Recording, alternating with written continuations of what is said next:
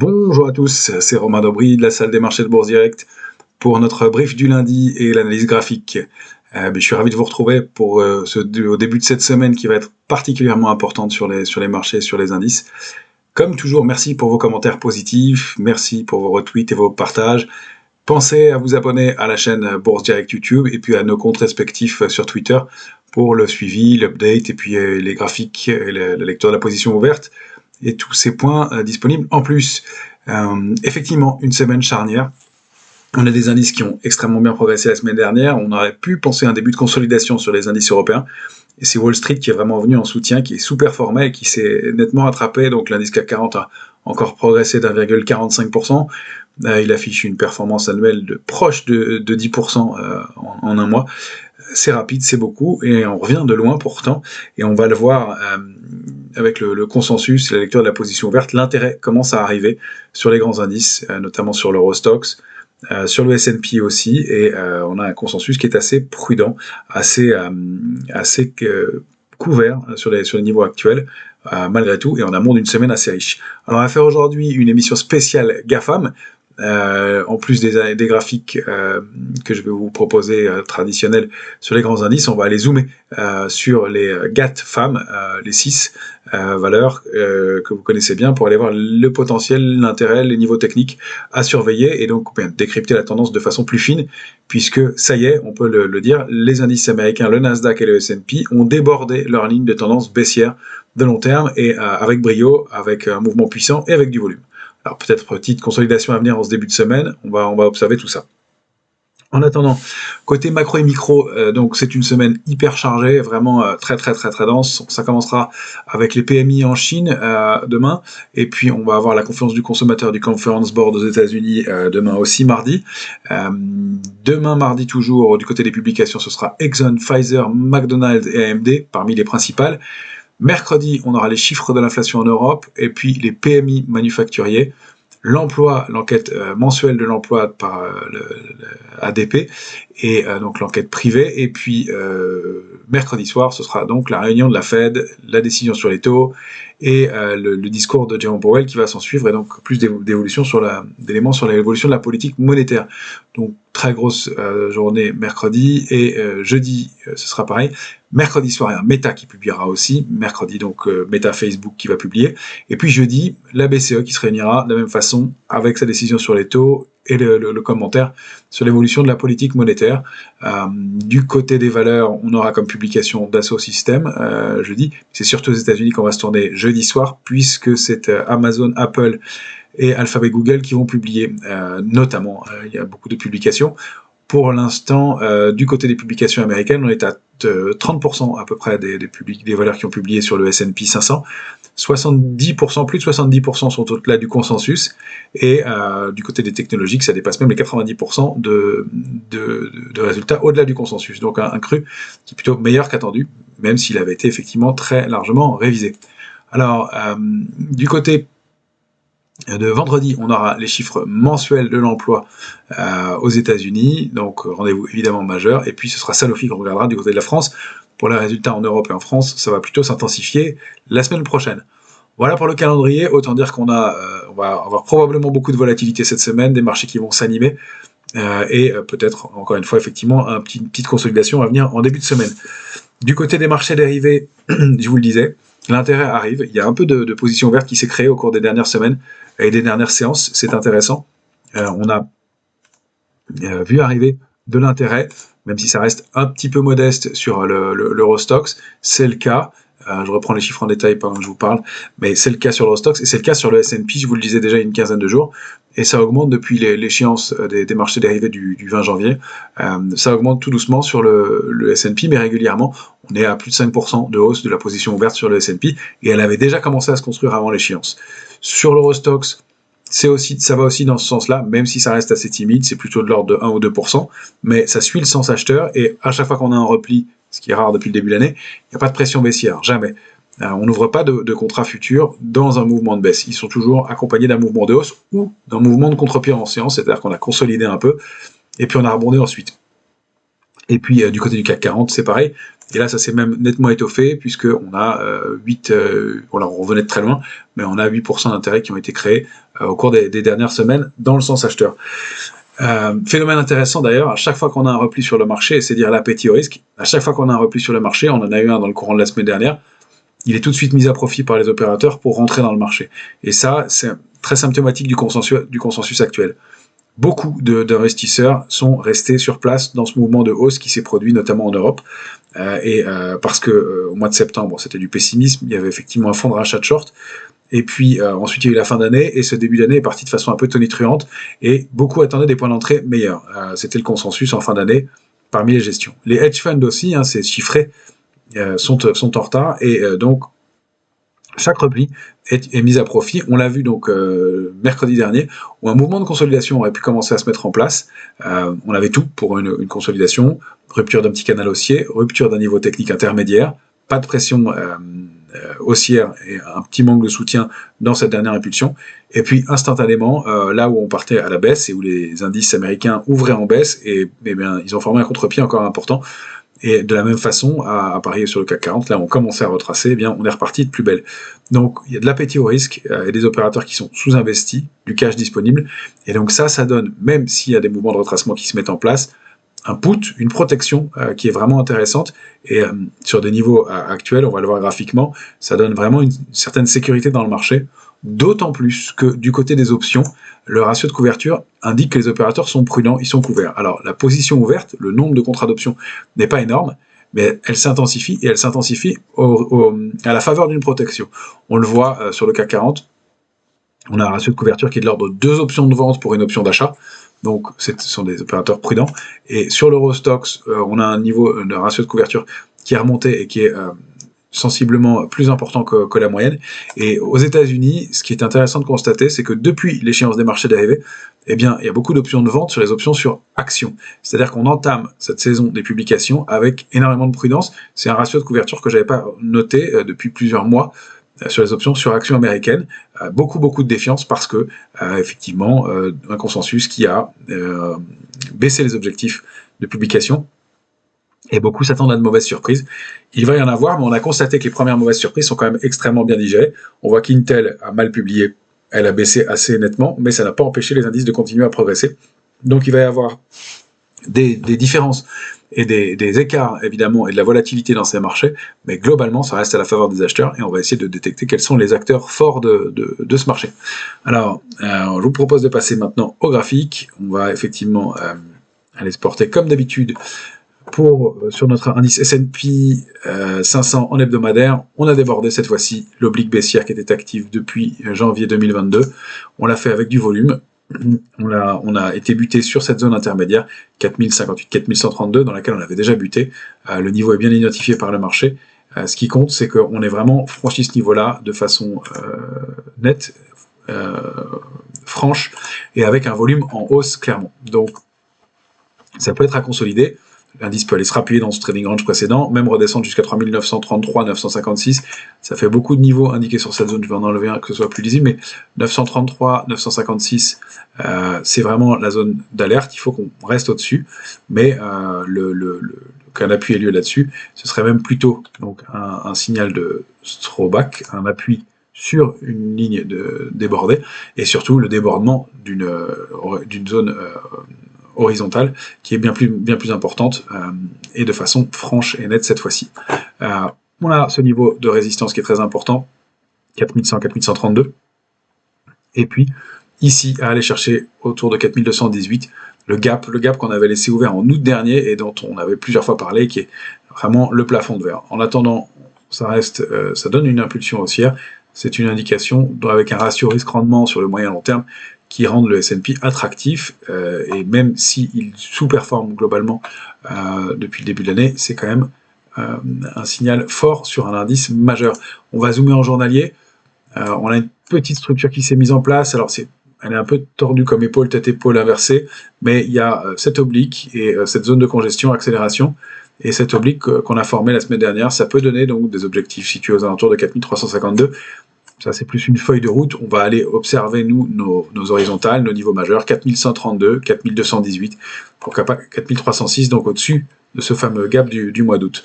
En tout cas, un indice qui a bien sorti, qui a bien formé son throwback, qui est allé s'appuyer sur la ligne et qui a ouvert puissamment, je vais vous montrer, ce sera plus lisible, puissamment en gap, qui a comblé son gap le lendemain. Donc il y a bien ce mouvement haussier et effectivement un peu de prise de bénéfice, un peu de consolidation des vendredis soirs.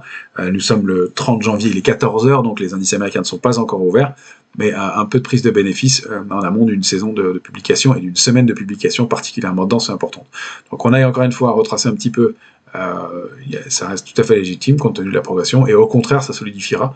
Maintenant, le mouvement est très fort et il est très possible aussi que le marché consolide en partie haute. C'est ce qu'on fait à Paris depuis maintenant plusieurs séances. Voilà pour le S&P. On va passer rapidement sur le Nasdaq. Même constat, on a débordé cette oblique baissière. Elle était très propre, active depuis donc janvier. Je l'avais tracée en mensuel, hein, je la reprends pour vous. Vous indiquer comment elle a été, je l'ai tracée pour trouver les meilleurs points possibles. Et donc on avait cette ouverture, la mèche haute, l'extension, la mèche haute, l'extension. Donc on avait bien 3 points et c'est à mon sens la meilleure façon de lire cette oblique là, la plus précise. Donc en hebdomadaire, on est bien sorti au-delà de notre support à 11 638 hein, qu'on avait indiqué comme un majeur. Et maintenant effectivement toutes ces supports, toutes ces résistances deviennent supports. En une semaine, on a progressé donc très largement de plus de 5% de mémoire, 4,71%, un tout petit peu moins, avec des volumes aussi qui se sont étoffés, un indice Nasdaq qui déborde beaucoup de résistance et qui bute précisément contre 12 230, qui est sa prochaine résistance majeure. Donc un indice qui est cohérent et techniquement, et qui donne donc une structure avec un double bottom cette fois-ci, à plusieurs mois d'écart, et une structure importante, avec donc du potentiel haussier. On peut au moins, au débordement de 12 130, envisager la duplication du trading range, et ça nous renverrait dans une zone située aux alentours de 13 720, 13 795. Encore une fois, avec ce gros gap à déborder, ce gros niveau de résistance à 12 865, et donc un potentiel haussier qui ne demande qu'à se développer manifestement, compte tenu de la structure et du mouvement du marché. Donc un rattrapage de l'ordre de 13 à 14% possible, avec au débordement de 12 230. Donc encore une fois, petite consolidation, pourquoi pas en début de semaine. On va zoomer sur les niveaux intermédiaires. Voilà, notre alerte de court terme. On l'a remonté. Cette fois-ci, on l'a positionné donc sous 11 638. Qu'on aille faire un petit test intraday sur ce niveau-là, pourquoi pas, mais compte tenu du mouvement, ce serait surprenant qu'on repasse sous 11 860 dans les heures qui viennent, qu'on aille consolider au-delà de 12 030, pourquoi pas, mais l'indice, encore une fois, a donné un signal fort. Vendredi, on a eu des volumes qui étaient 2 fois supérieurs à la moyenne des jours précédents, quasiment, presque 2 fois, de l'ordre de 30% de plus, 40% de plus. C'est un signal fort et important, surtout après ce throwback et cette accélération haussière aussi. Donc un indice fort. Du côté de la volatilité, toujours un petit œil sur l'indice du VIX en hebdomadaire. Ça reste toujours en vigilance, hein, malgré la hausse. On met un pied parfois dans la zone d'optimisme, mais encore on peut l'étendre à 17,95, on met un pied dedans, mais on revient toujours en zone de prudence, même si l'indice a progressé fortement. On n'entre pas dans l'optimisme. Donc on est loin de la complaisance. Encore une fois, j'insiste là-dessus parce que j'entends beaucoup parler du ratio, petite parenthèse, Fear and Greed Index, qui est intéressant, mais qui est une photographie un peu instantanée, qui prend pas beaucoup de recul. Et donc, quand on a beaucoup monté, systématiquement, l'indice arrive en zone de trop de greed, et donc de trop de surappétit pour le risque. Quand on regarde la volatilité, on voit que la construction, elle est nette, elle est en décroissance, effectivement, il y a de moins en moins de stress, mais on n'est pas au niveau, encore une fois, d'optimisme, on flirte avec le niveau d'optimisme, et après il faudrait rentrer en complaisance. Et encore une fois, la complaisance, on l'avait regardé ensemble, on peut y rester très longtemps avant que le marché ne se retourne. Donc il ne faut pas le prendre comme un avertisseur suffisant à lui seul, c'est bien un élément à surveiller, ce Fear and Greed Index, mais ça donne pas des éléments suffisants pour prendre des décisions et des positions ou considérer que le marché est dangereux. En l'occurrence, La construction de ce marché fait que on a plutôt de la protection dans les portefeuilles et encore une fois deux consensus, ceux qui veulent acheter sur repli ou ceux qui se couvrent parce qu'ils pensent que le marché est dangereux. Quand on a ces éléments-là, écoutez les gestions, écoutez tous les commentaires sur le sujet, vous allez l'entendre. Globalement, il n'y a pas du tout d'euphorie, c'est plutôt de la prudence. On veut sécuriser les gains qui ont été mis en place depuis le début de l'année et monter vite, c'est une chose, mais on consolide depuis plusieurs jours, depuis plusieurs semaines sur les indices européens, même si c'est en partie haute, même si on a encore un peu progressé la semaine dernière.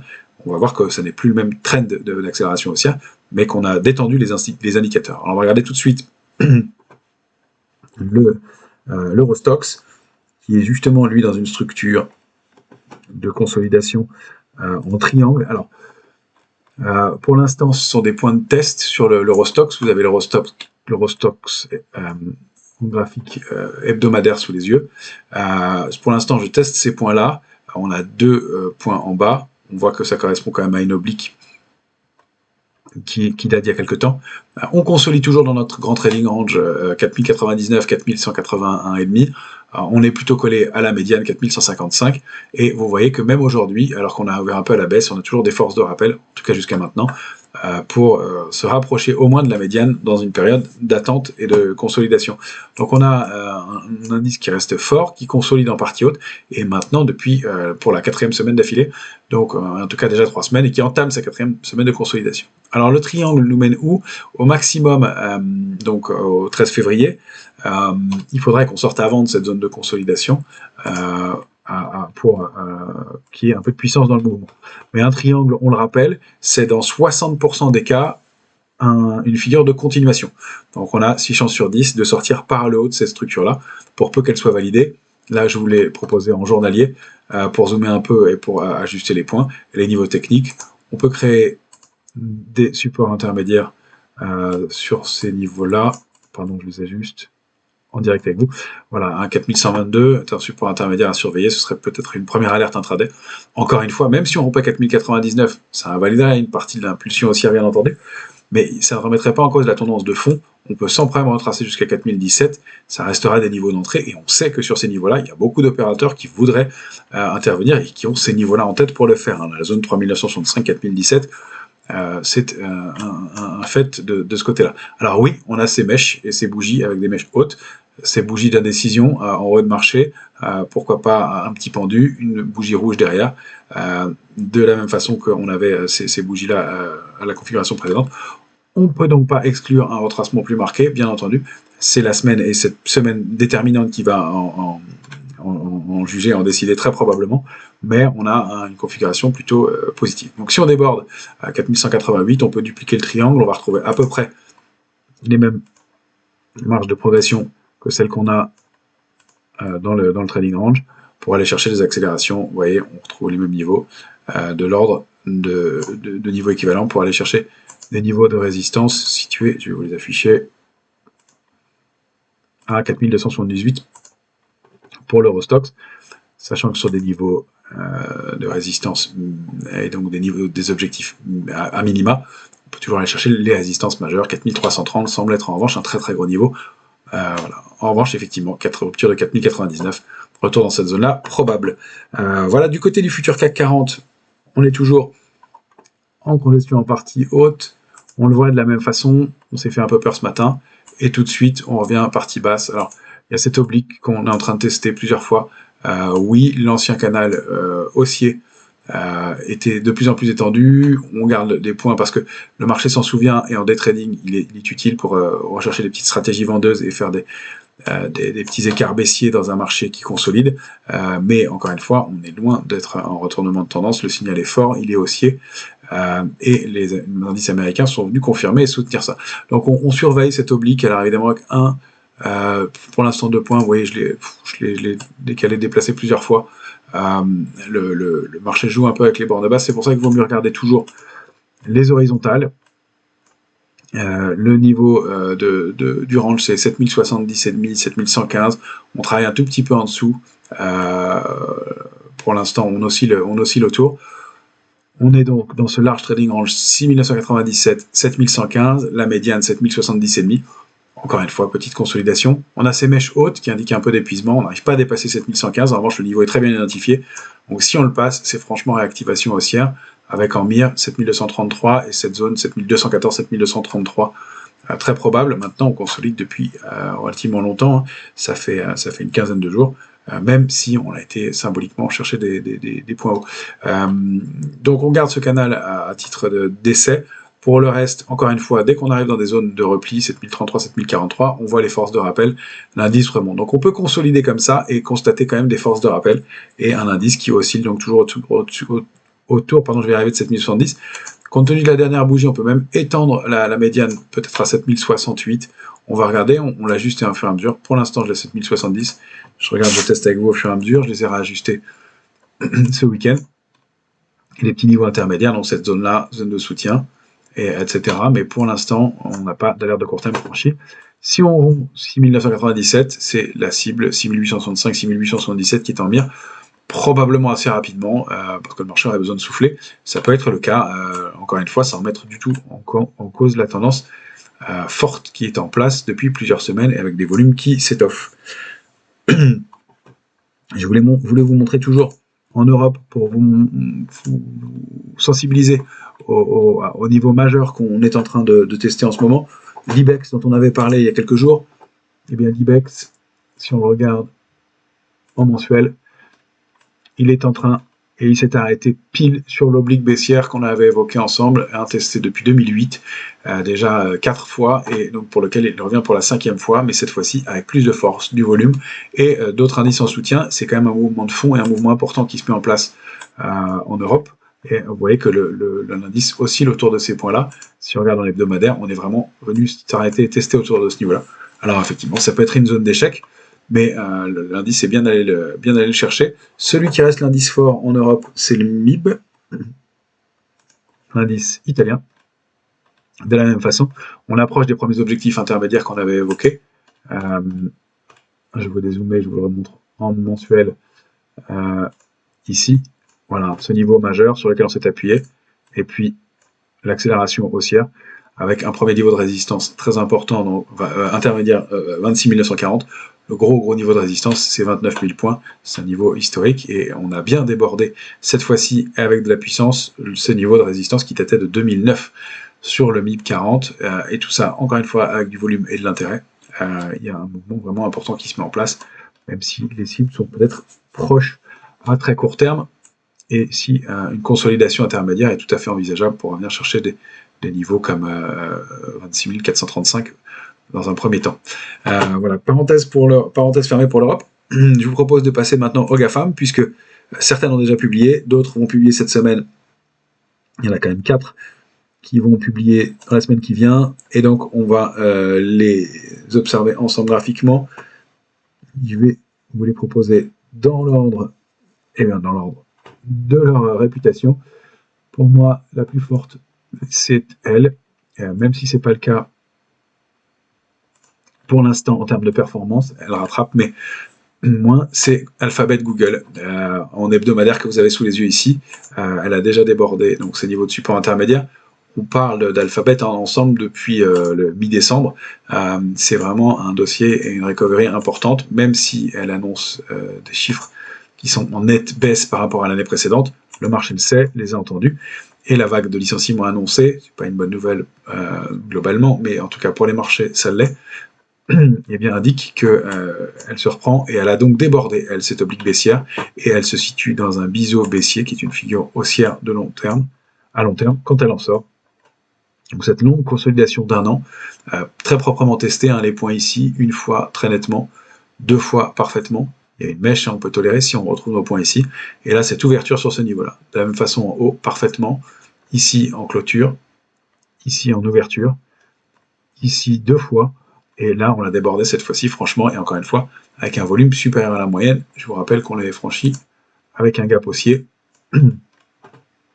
Compte n'a été comblé la semaine dernière avant de réaccélérer à la hausse. Donc un titre fort toujours, un mouvement et un throwback qui sont longs propres. Et puis on peut même observer cette structure de retournement en épaule, tête, épaule inversée. Oui, elles sont tordues, mais effectivement, le trading algorithmique fausse les figures, ce qui était assez propre auparavant, l'est moins parfois, mais on a bien cette symétrie, on a bien ces deux arrondis, ce creux en V ici, et un débordement qui a commencé à se produire avec un throwback, et une valeur qui oscille autour de cette oblique qu'on a bien identifiée. Ça donne un premier objectif situé aux alentours de 119,28 dans les prochaines semaines, avec bien, à long terme, en revanche, si on dézoome et qu'on regarde le biseau, l'objectif d'un biseau, c'est le pied du biseau, et donc ça donne ce niveau de 143,60. C'est la base du biseau, et c'est le niveau qu'on est censé réintégrer dans cette structure-là. Alors évidemment, c'est pas pour la semaine prochaine, c'est une figure de long terme, mais c'est quand même un niveau qu'on va surveiller très nettement avec ces deux grosses résistances majeures, 116,30 et 133,30. J'insiste moins sur Google Amazon parce qu'on en a déjà parlé ensemble. On va passer aux autres GAFAM avec Amazon à suivre. Amazon elle est ici, vous l'avez en hebdomadaire. Voilà. Donc elle est Amazon très technique, très propre. Elle avait fonctionné depuis février 2016 au-delà d'une ligne de tendance haussière de long terme. Elle l'a rompue assez puissamment et on voit que cette oblique a été très bien travaillée. Elle s'y est accrochée en mai 2022. Tenter de la redéborder, elle est repassée en dessous, il y a même eu un throwback dessus. Pour l'instant, ça reste baissier pour le titre. C'est vraiment l'enjeu de déborder à nouveau ces niveaux-là. Maintenant, il y a eu un vrai coup d'arrêt dans la baisse. Un trading range bien identifié, 82,14, 101,97. On bute sur la borne haute du trading range, donc effectivement, après avoir un rebond assez marqué au cours des dernières semaines, toujours avec un volume qui accompagne pas mal, pas extraordinaire, mais qui accompagne. Et donc, ce point majeur de 197, qui a été un niveau de résistance en 2018, 2019, qu'on avait tenté de déborder en 2020, inutile de rappeler pour quelle raison, on était repassé en dessous, et qu'on avait fini par franchir puissamment en avril 2020 pour aller former des records. Donc, on s'était appuyé dessus ici aussi. Donc, vous voyez que c'est un niveau de polarité extrêmement important. Donc, 197, si le titre passe au-dessus, il y a de bonnes chances que ce soit assez explosif à la hausse et qu'on ait au moins rallié 122,20 dans un premier temps. Et puis, pourquoi pas réintégrer la tendance haussière de long terme. On aura dans ces cas-là aussi débordé. Franchement, l'oblique baissière que je n'ai pas tracé ici, c'est plus des ranges et surtout ce niveau de polarité 197 qui est extrêmement important à déborder pour Amazon. Le potentiel de hausse, on le voit, il est quand même plus limité. On n'a pas le même type de structure que sur Google Alphabet. Plus des bornes et des niveaux à franchir, ça laisse quand même un potentiel de hausse qui est intéressant en pourcentage. Si le titre arrive à aller chercher une vingtaine de pourcents de performance dans les jours ou dans les semaines qui viennent. Encore une fois, cette zone 122-135 sera un niveau clé et plus difficile à déborder pour le titre. Amazon, voilà. En revanche, si on casse 82,14, là il y a un vrai risque d'accélération baissière. La cible du mouvement c'est 61,80. Le support majeur en dessous c'est 59,32. Pas franchement de raison d'aller rompre ces niveaux. En revanche, encore une fois, en début de semaine et avant les publications qu'on avait retracé un tout petit peu pour aller se réappuyer vers 98,50, ça offrira un point d'entrée intéressant et un ratio risque-rendement important pour ce titre qui, à mon avis, a encore un potentiel de hausse. Alors, on va regarder Meta qui publie mercredi soir. Meta Google, Facebook, pardon. Meta Facebook qui, elle, eh bien, après avoir été la plus faible de toutes les GAFAM pendant des semaines, se reprend un peu. Elle a, à mon sens, déjà consommé une partie de son rebond. Voilà, on la voit ici. Elle a effectivement débordé la ligne de tendance baissière sous laquelle elle évoluait depuis avril dernier, puissamment, avec un petit peu de volume. Le volume n'est pas extraordinaire, il faut le dire. Elle s'attaque à ce niveau d'intermédiaire de 149,60. Le niveau de 161,20 va être très très très lourd à déborder pour Facebook, qui a quand même des challenges importants, même si une partie de son activité est en train de s'améliorer. Il y a beaucoup de doutes quant à l'évolution de sa politique et de son challenge d'aller s'attaquer au métaverse et des investissements lourds et de long terme. Et la rentabilité pour ces projets-là va être longue et probablement les investisseurs sont encore un peu méfiants. On le voit, ça se traduit graphiquement. Donc on a peut-être un petit potentiel de hausse si on zoome en journalier pour aller chercher ces niveaux-là. Mais on voit que le mouvement est un peu plus saccadé que sur les autres, un peu moins puissant et avec des niveaux intermédiaires importants et quelques signes de divergence déjà à l'approche de ce niveau de résistance. Donc encore une fois, un petit potentiel de hausse. Après, si on arrive à déborder sur 61,20, c'est probablement 195,20 la cible suivante. On a moins une configuration favorable sur le titre qui a déjà, encore une fois, pas mal rattrapé depuis plusieurs semaines. On avait dit ensuite Apple, qui est ici. Alors, ça, pardon, ça date. On va la regarder en hebdomadaire pour commencer. Apple, de la même façon que le Nasdaq, elle est allée déborder cette oblique baissière, très très proprement identifiée, une fois, deux fois, trois fois, quatre fois en hebdomadaire. On est passé au-dessus avec un volume pas extraordinaire, il faut le dire, sur Apple. Elle sortirait de cette ligne de tendance baissière. C'est plus mitigé sur le titre Apple, même si on a aussi une possible structure en biseau. On retrouve bien nos points ici, parfaitement. Une clôture ici, une mèche basse là, et toute cette zone, dont la mèche d'ici. Donc on a effectivement potentiellement aussi une structure en biseau. Le haut du biseau, il se trouve dans ce cas-là ici, c'est la mèche haute qui a permis de former la structure. Et dans ce cas-là, si elle confirme et qu'elle arrive, donc elle serait installée au-dessus de cette oblique dans les jours qui viennent, et au-delà de 153, la cible, elle est de l'ordre d'une douzaine de pourcents pour le titre Apple. Donc encore un titre qui a du potentiel, mais moins probablement que les autres dans les jours et semaines qui viennent. Bien entendu, la taille du biseau, c'est un objectif minimal, on peut toujours déborder, mais on voit que le potentiel de la structure est plus petit et plus faible que celui de Google, par exemple. En revanche, retour sous 136, ce ne serait pas une bonne nouvelle du tout. Invalidation de cette structure de retournement, de ces mèches basses, et donc probable retour au moins sur 121,40, et le support qui suivrait, c'est 106,90. On n'en est pas là pour l'instant, ça a l'air d'aller dans le sens d'une sortie par le haut, comme les autres valeurs. Et puis, bien sûr, la dernière, mais pas la moindre, la plus observée et la plus travaillée par les investisseurs américains, la fameuse Tesla, elle a formé, après avoir déclenché une structure de retournement baissière et avoir baissé non-stop pendant des semaines, elle a rebondi de plus de 70% par rapport à ses points bas, et elle est dans un trading range. Elle s'installe dans une zone 118,47, 180,40.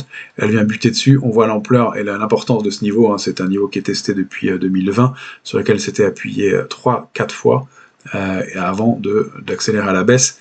Elle a déjà beaucoup rebondi, avec des volumes qui sont cette fois-ci en très très nette hausse. Il y a de l'intérêt qui se développe sur le titre.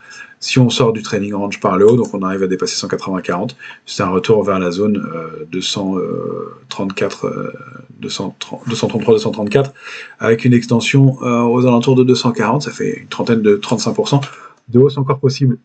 Après, ce niveau-là sera très très difficile à déborder, et même la zone à partir de 206 commencera à être un niveau de résistance important, on le voit avec beaucoup d'échanges, beaucoup de zones de travail, et donc des pressions qui vont être lourdes. C'est un titre qui avait fait l'objet aussi de ventes à découvert assez marquées. Donc pour l'instant, trading range, on arrive sur la borne haute du range.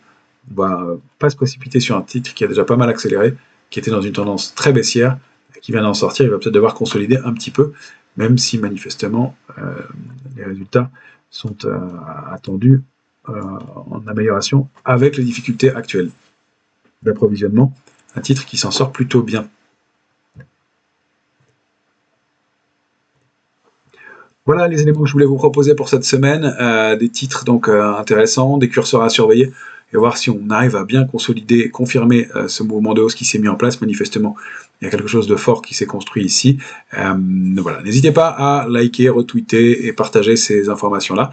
Et je vous retrouve très rapidement pour la suite et la mise à jour. On se retrouve sur les réseaux sociaux, comme vous le savez, tous les mardis sur BFM, mardi matin 10h30, 11h30, mercredi après-midi de la même façon. Je vous retrouverai aussi sur Bismart cette semaine, mercredi, pour un bilan mensuel avec Grégoire Farvet à 12h30. Et puis le bilan, évidemment, de la semaine, jeudi soir, avant la publication des GAFAM, pour notre point hebdomadaire. Excellente semaine à tous.